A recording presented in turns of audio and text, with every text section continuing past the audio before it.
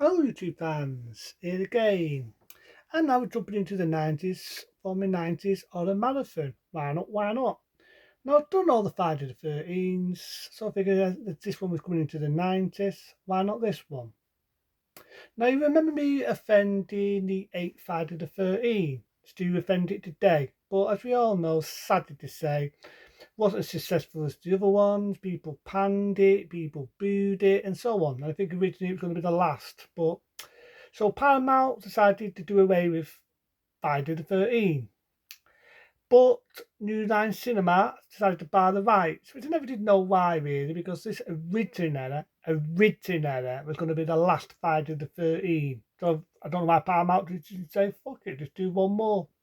But it's one of these.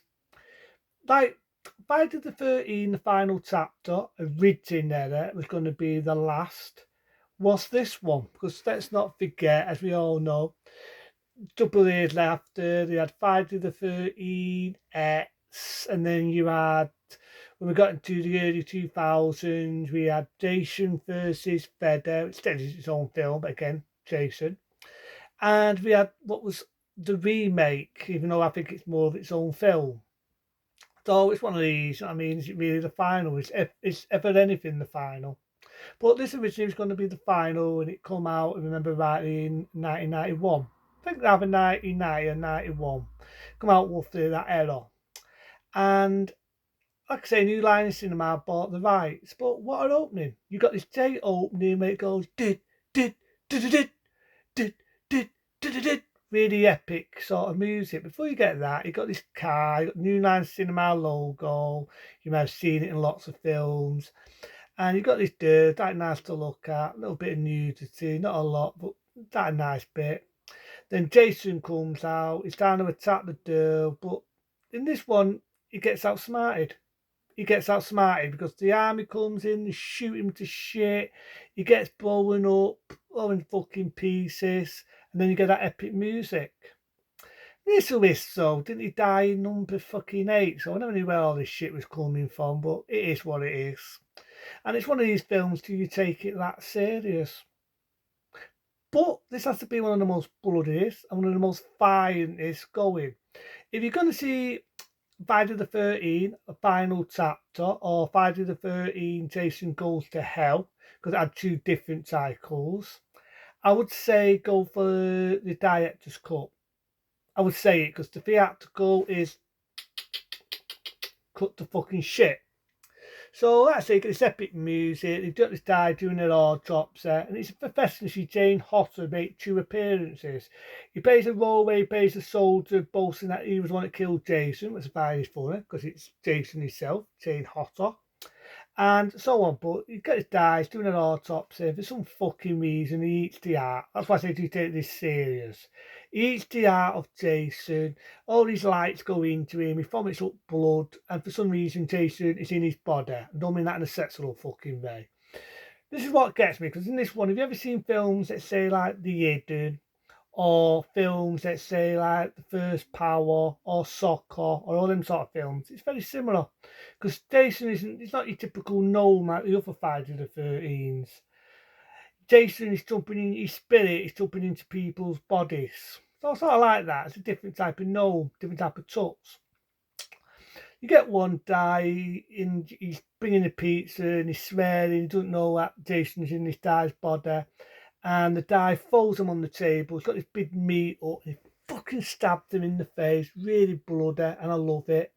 And if you ever think you've seen this guy before, think of Wacky Five. You know, I'm not a lover of Wacky Five. The character plays sort of like a Don King sort of character.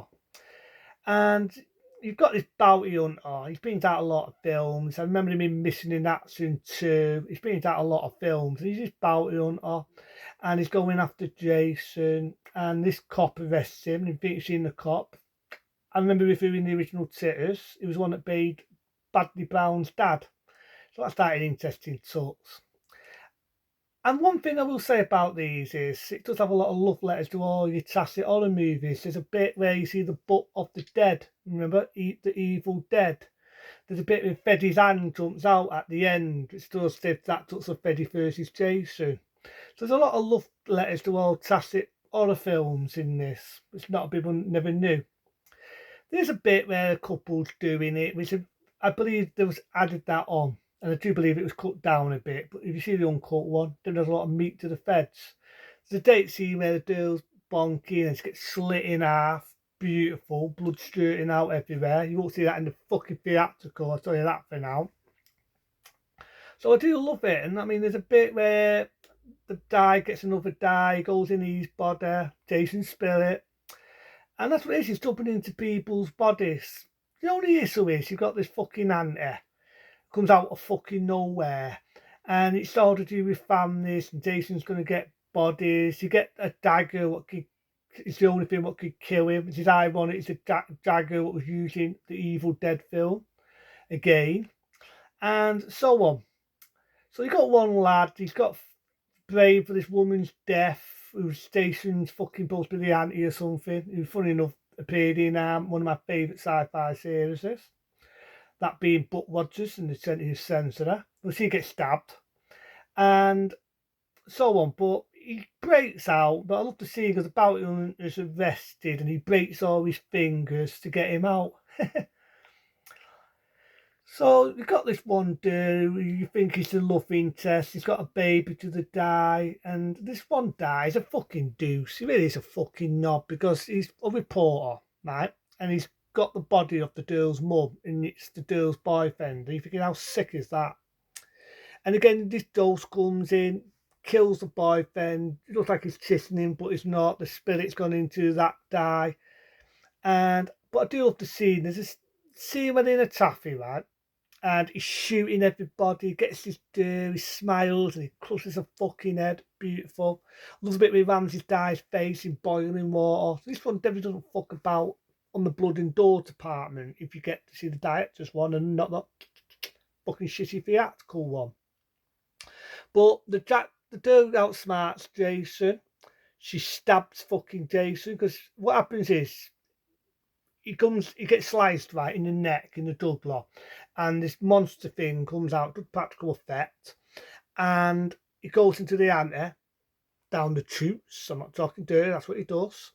And that's when Jason comes out, saying Hotter comes by his role as Jason.